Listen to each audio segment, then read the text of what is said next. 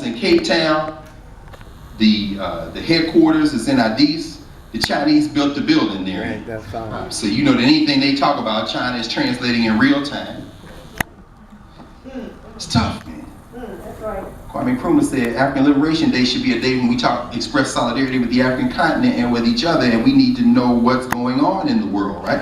Number two, among African states and African origin states in the diaspora, as in the Caribbean. People got excited over the last several weeks because the news came out on social media, which can never really be trusted, that Haiti was joining the African Union. That's right. But of course, if you read the rules, the Constitution and bylaws of the African Union, you have to be a continental African state to join the African Union. But for one brief moment, Pan-Africanism took hold on the internet, and people were celebrating. Haiti's gonna be it. Yeah, they haven't caught up yet with desire. They haven't broken the chain that linked African ideas to European ideas. They still think that a constitutional form of government and the one that they've developed by this constitution should prevent them from reaching out to their sister. That's right. The state that liberated herself and would have liberated the whole island if the Dominicans had understood that they too should be free. And as we see now with the coup d'etat that was pulled off 2 weeks ago in Brazil, where a bunch of straight cold-blooded crooks That's right. overthrew a sitting head of state who has not charged with any crime, Dilma Rousseff, well, except spending money on poor people or trying to. That's right.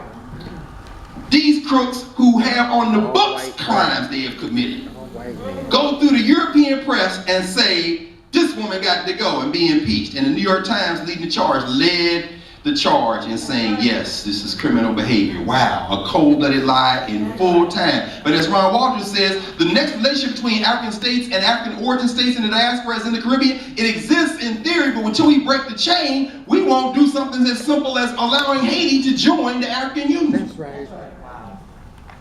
They want in? Let them in. Well, they're not African. So, what? What?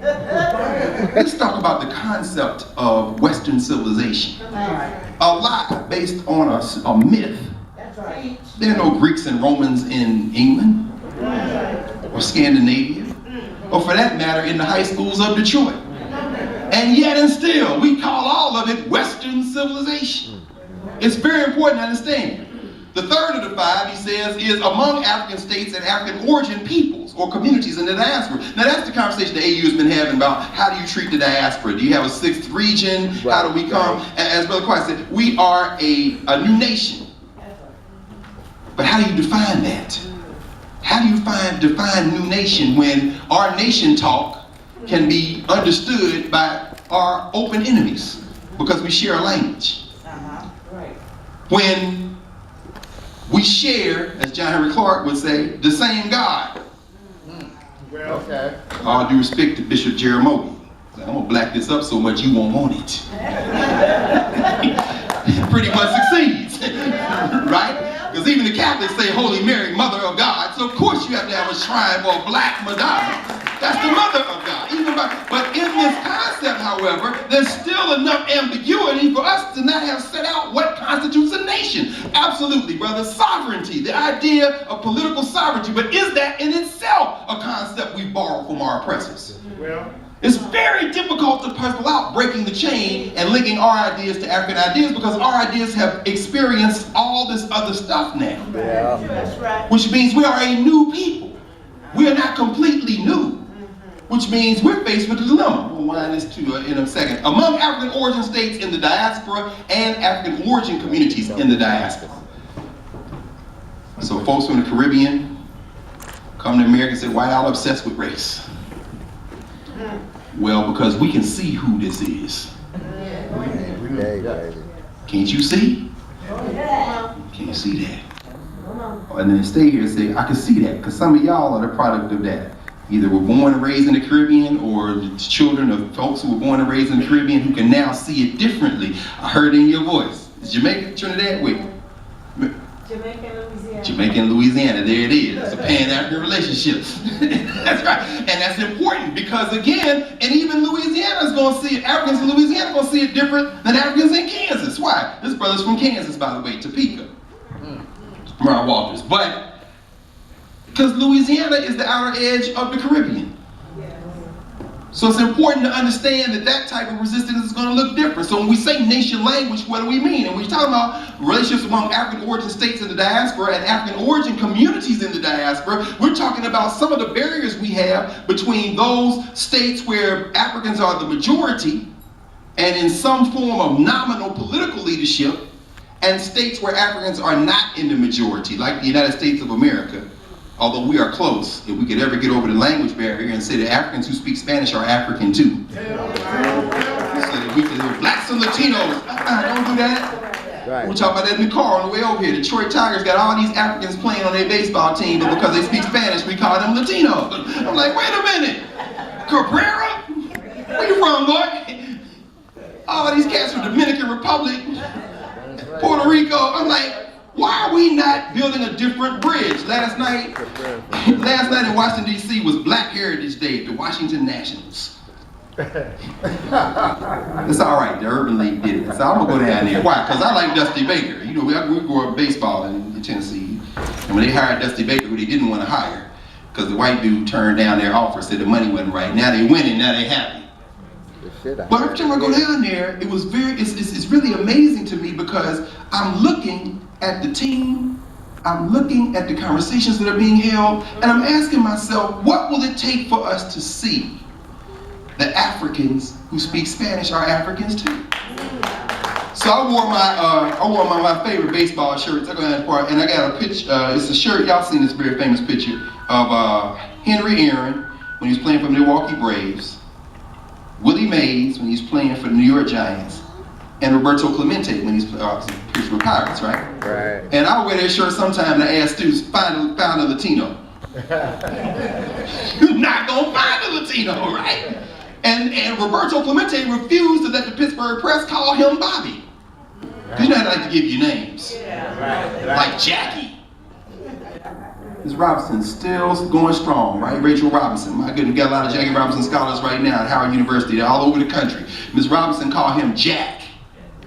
Why? That's his name. Y'all named him Jackie. And I'll say it for the documentary because y'all know, but Jackie, African champions must break the chain. I'll never call him Jackie. Named Jack. So they tried that with Roberto, Bobby. My name is Roberto. So the press labeled him sullen, aloof. No, I'm not even you're not gonna even put a chain on me to have to break. And guess what? He ended up beloved. Why? Because I'm a free man and I do what I do well. If you like it, fine. If not, go to hell. But he understood himself as well as not only from Spanish-speaking origins, but also as a black person. That's important to understand. So we have these relationships finally among African origin communities in the diaspora. Now, there we go. There's a book by Loran Matori called Last Place Anxiety. Stigma and culture is that nobody wants to be in last place. So when people come to the United States of African descent, the trick is, can you stay away from the Negroes? Because nobody want to be in last place. I'm not black. You're black as I. No. You're in last place. And I cannot afford to be in last place. We'll come back to that in a second. Literacy is the first step to recovery. 36 minutes. This was in the mall in Minneapolis, Minnesota, last Christmas. Christmas before last. Actually, last Christmas. Now, who are they screaming at? Anybody? Probably the camera. Say again? Probably the camera. Yeah, probably posing, right? Yeah. So ostensibly, they're gonna shut down the Mall of America. Any of y'all ever been to the Mall of America? No. Yeah. If somebody stand on one end of the Mall of America, you stand on the other end, you aim a gun and shoot them, the bullet's gonna fall at their feet before you get there, right? That's that big. The thing, the Mall of America is here, they're gonna shut it down though. And they did succeed in getting some security to come in, this kind of thing. But I was watching this picture, what is he thinking? If y'all do succeed to get their attention, who you think going to jail? I don't really know. He's like, I don't really know about this. Black Lives Matter, damn right. Which is why I ain't out here spitting on nobody, because I know whose life gonna get taken. It ain't gonna be y'all. Yeah, you're right. She looking dead at the camera. You get it? Did you get it? Why did I put that up? Simple reason in terms of breaking the chain. Disruption can be revolutionary, but simple resistance is not in itself excellence. All right. That's very important. It's a necessary step, but resistance in itself is not excellence. You gotta build something, right? That's true. Let's continue. Experience can inspire, and learning is necessary for wisdom, but neither in itself is wisdom. Meaning, people can organize, people can struggle, but experience and even learning isn't wisdom. You gotta learn when to be, what you need to be, in what context you need to do it, and figure out a way to pass it on. It's very important to understand, right? We all need master teachers. I'm going somewhere with this as I kind of want, because this is important. In fact, I might as well preview it now. We need all of the stories of everyone in Detroit. That's right. And we need them written down. We don't just need them videotaped. They can start with that or audio tape. We need them written down. There are many publications. This institution, Charles Wright, has published many. This city has been responsible for a number of very important ones. We were talking about Broadside Press earlier, Dudley Randall, even in the arts. All this important work. Absolutely. Well, we need to now step up our game, because our young people and our old people like me are now looking in our palms for our lives and doing like this. We need it in physical space, physical time and space. I'm gonna come back to that in a second. This is a picture I took in Abydos a few years ago. Some of our students, that's my mom, died in the Wool Christian, born on a pallet in Alabama, right? Come over here and watch these birth scenes and be like, I could see that. That's all you want. She 80 years old. Was 80 at the time, right? 86 now. That don't conflict with what I believe, because I know that their book was messed with by somebody anyway. But what I believe is deeper than those words. That's right. But you can't take that without giving me something else. Because you organize societies around structures that endure. And it can't all be mouth to ear. It never was. Not in the enduring ones. And then some of these other students, this is the managing editor now of the journal, The Compass, the Journal of ASCAP. She's a lawyer in Minneapolis. So we all have to become as master listeners. Instruction links generations. This, of course, is, as the folks who study Kemetic language in here know, Benachi tell you a lot more about this than I can. This is, of course, Seti I and Ramses looking at their predecessors in Abydos. It's a picture. Here are people that came before you. So when you take, well, not all of them, but they chipped out Yehudimos. And no, Yehudimos chipped out Hatshepsut. Right. Because, you know, they had beef even back then. Black folks, you know, black on black violence is not new. You know, he mad because she sat on the throne too long, so I didn't put your name on the list. You know, so by the time he gets to Ramses and Seti I, you know, it ain't everybody. Akhenaten's not on there, for example. They have beef with Akhenaten too, you know. So, you know, the violence of forgetting is very important. What happens when you erase somebody from history so that some people can't even know they ever existed? Yeah. But the problem is when you write stuff down, here we are in 2016 and we know Akhenaten and we know Hatshepsut. Not only because they left monuments, because there are written texts. So you could do that to Ramses, but you can't do it to all of us. At the end of the day, instruction, however, links generations, the teaching, and you need text to teach. De Droit-Ketty, the satire of the trades, one of my favorites. In there, the father tells the son, be a scribe. The scribe is the one profession that has no boss. The scribe is the one profession where they set the rules for everybody else. This book is very interesting. Sasha Abramsky, The House of 20,000 Books, that came out last year. This dude wrote a book about his grandfather who had this house with nothing but books, and that's where people would come. It's a very interesting piece, but the point is that you collect the knowledge. You collect the knowledge. Let me look at the clock, and I'm going to kind of wind this up. It's 42 minutes. All right, let me see what we're going to do about 8 more minutes. The search for good speeches, or Medu-Nefer, the search for those good speeches are the foundation of intergenerational education. We have to find those good speeches, recover those good speeches. This is coming on this weekend, right? In the eye of the storm, Africans in the West. The new people, the Africans we have created here. That's very interesting. Now, we were talking earlier about roots. We've been talking about it a lot. Mike and I talked about it. We talked about this a lot. Has anybody seen the first episode yet? Because they've been screening in different places. Did they screen it here at the Wright? I don't know. Okay, I was asking Lana if they screened it. They screened it at Howard about a month and a half ago, was it? I'm trying to remember. And so I participated in a talk back with some panelists. Roland Martin moderated it, and Brother Will Packer, who did Ride Along and some of these other films, you know, that kids are watching now. He's one of the producers for Roots, for this new one. And in talking about it, we had a deep conversation about miseducation and what it can and can't do. Now, many people in this room remember 1977. When I was in elementary school, and like I always tell my students, we would watch Roots at night, and then the next day, beat up white kids at school. And with every passing night, the thing got more and more tense. I don't know if any of y'all had the experience where after every night of Roots, if you went to the job, you better not say that. And white people kind of knew as the thing reached the climax, just be quiet. That's right. Now, how could that ever be a bad thing? Now, if you're talking about America, it could be a bad thing. You're talking about us, it's not a bad thing. But one of the things I raised in the talkback was, when y'all saw the fight back, everybody cheered. I said, why did y'all cheer? Now, in an audience of about 1,000 people, many of the white folks didn't cheer. Because it was, the Museum of African History. A lot of people came to think, but the crowd was predominantly black, or women was black. These Negroes cheered. So why did y'all cheer? I said, you cheered because the deep impulse to resist white supremacy still lives here.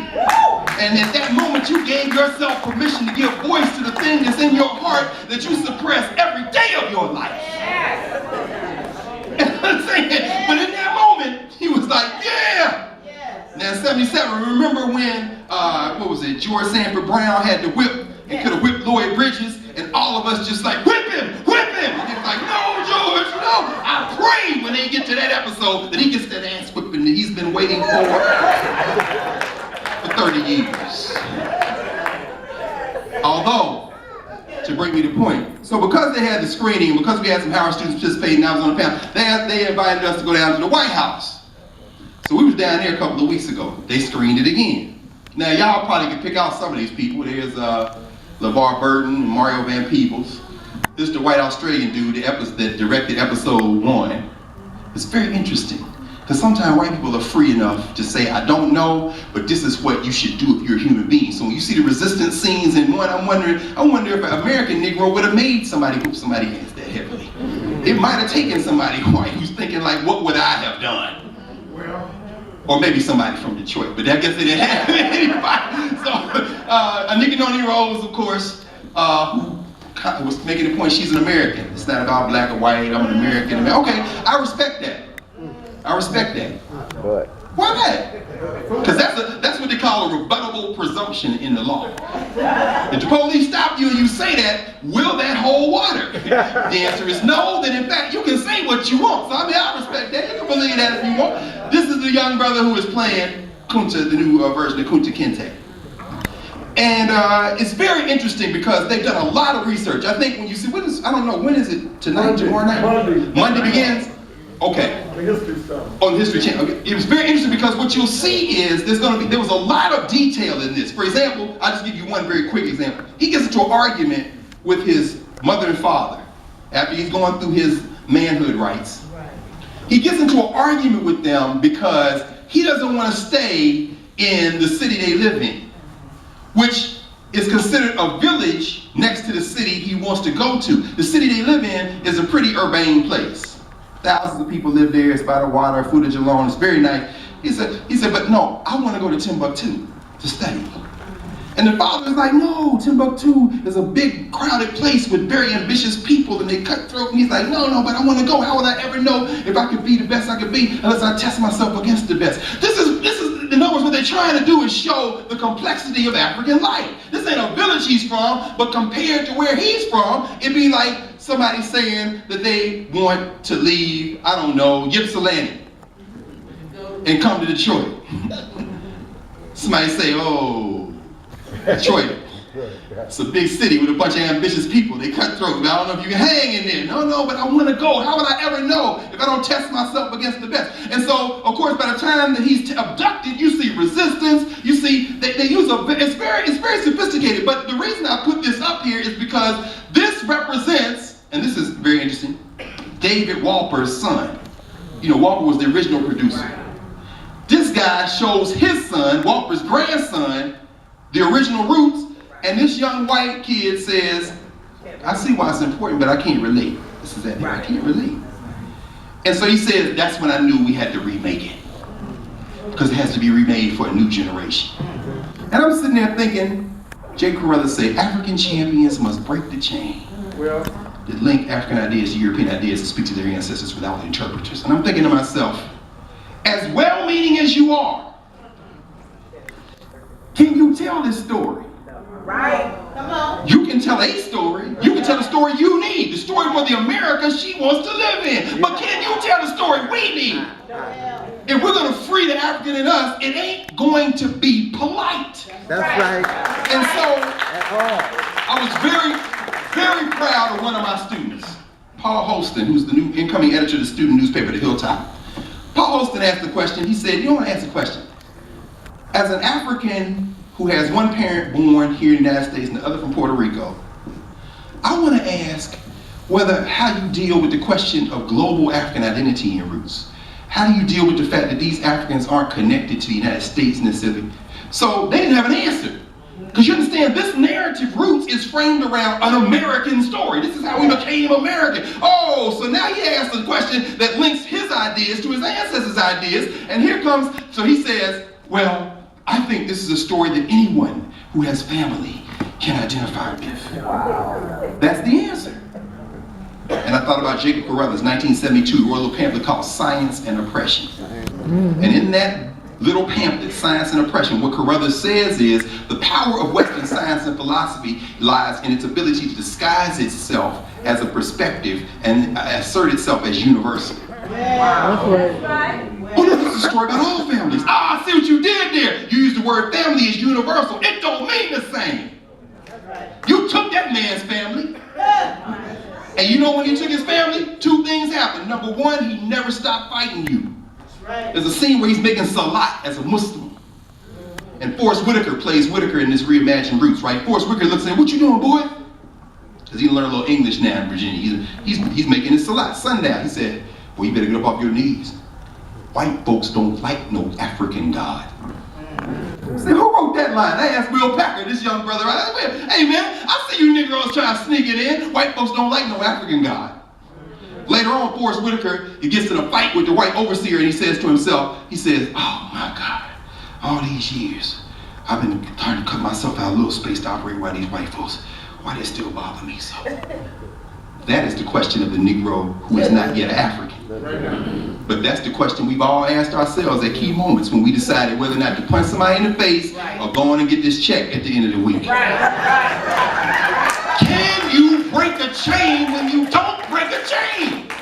That's the question. And I don't necessarily have an answer. I'm just saying that as we think about this man has an answer. I made this for my family. Because you Negroes ain't going away. You keep having babies. And I got to keep my nation state together. So I got to tell this story in a way that gives you a little bit more space to cheer and a lot more space to see yourself as linked more to me than to each other. And so you, in open view of everyone, reinforce the fact that number one, this man that he plays never stopped resisting. And number two, when it became clear he could never go physically back to Africa, he tried to pass all the memories he had on to his child. Yes, he did. Now, how in the hell is that a family story? And somehow, he said it, everybody sat there, I'm not gonna fight y'all. Why? I'm sitting in the White House looking at the absurdity of 7.5 years of a president of African descent, and it got worse for black people, and I'm just in here to observe. Hello. Because this is my family. And y'all can say what you want. Because when the war break out, we'll find out what America means. Oh, You ever been watching this? no. This is on WGN, Underground. Y'all see Journey Smollett, right? Y'all remember her from Eve's Bayou? Most of the cast is first time kind of folks to be known. This is what I call in some ways slavery porn. You know, pornographic images excite, get people, and ultimately they lead to absolutely nothing. In fact, they diminish you. But slavery porn is kind of stuff like 12 Years a Slave, where you see somebody get whipped and there's brutality, like ooh, ooh, ooh, ooh, ooh. And then it's like, wow, okay, so how do you feel? Oh, I feel terrible. Okay, what you gonna do? I don't know, man, let's go watch it again. Forgive ooh, ooh, ooh, ooh, ooh. Wait, this one actually is an action series. Y'all should watch this if you haven't seen it. Somebody who's seen it? Anybody seen the episode? Okay, see, it's very exciting.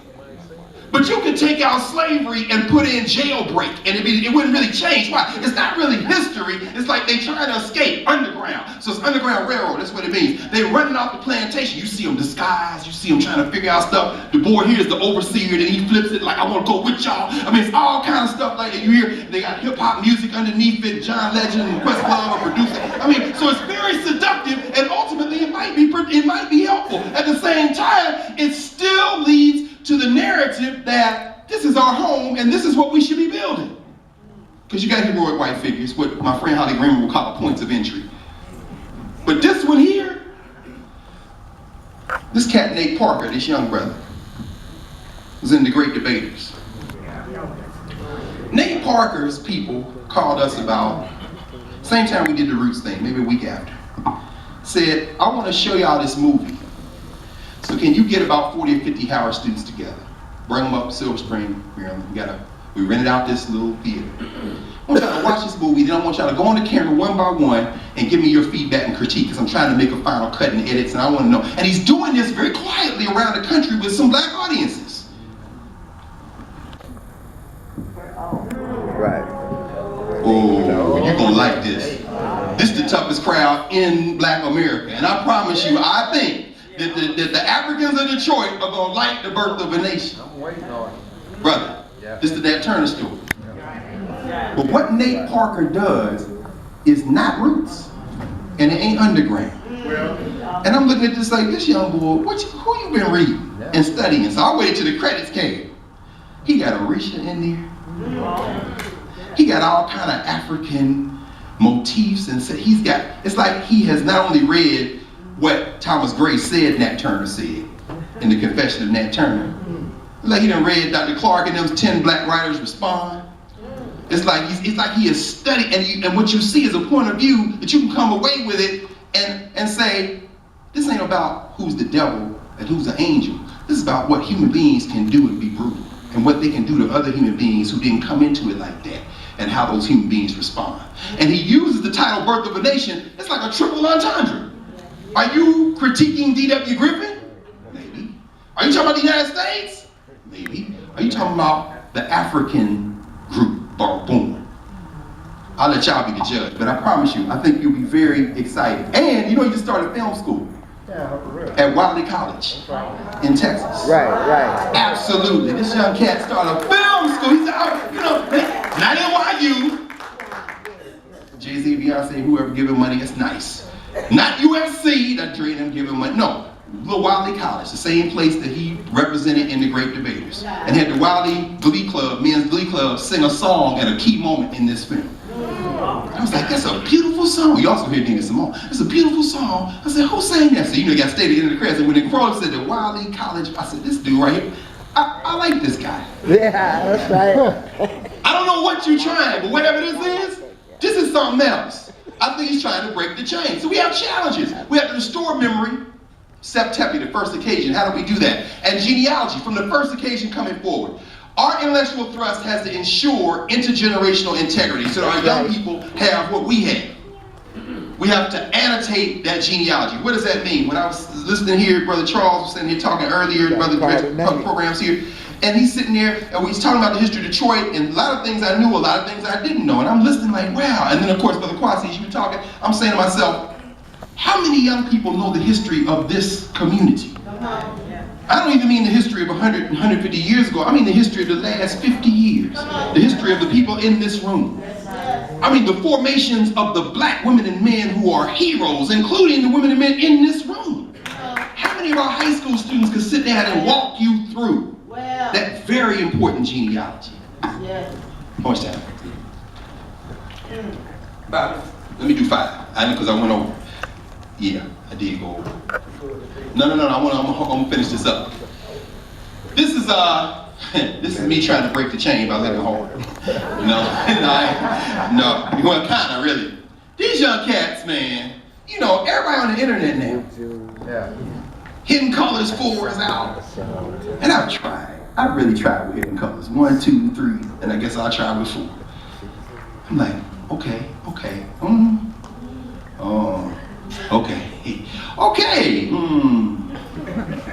But I don't see it as a finished product. What I do see, however, is that our young people are being oriented to watch videos.